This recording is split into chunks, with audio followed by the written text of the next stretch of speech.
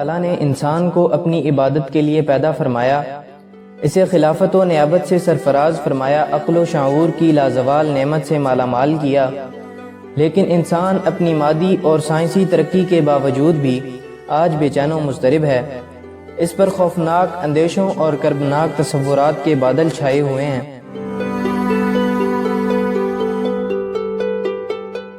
عزت و تکریم اور تمام تعریفوں کے لائق اپنے پروردگار کے نام سے ویڈیو کا آغاز کرتے ہیں۔ میں ہوں حفیظ الرحمان اور آپ دیکھ رہے ہیں بلیو نیٹ ورک۔ شہد کا ایک قطرہ زمین پر گر گیا۔ ایک چھوٹی سی چیونٹی آئی اور اس نے اس شہد کے قطرے سے تھوڑا سا چکھا، اسے بڑا مزہ آیا۔ اسے کام سے جانا تھا، تو جب وہ جانے لگی تو اس شہد کا مزہ اس کے منہ میں مزید پانی لانے کا سبب بنا، اس کا منہ بھر آیا۔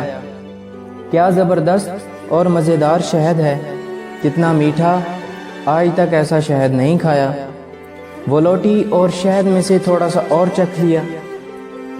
اس نے دوبارہ جانے کا عزم کیا، مگر اس نے محسوس کیا کہ یہ تھوڑا سا شہد کھانا کافی نہیں ہے، اسے اور کھانا چاہیے۔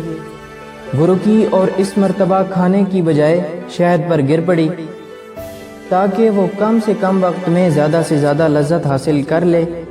وہ چیونٹی شہد میں غوطہ زن ہو گئی اور لطف اندوز ہونے لگی، مگر افسوس کہ شہد سے باہر نہ نکل سکی۔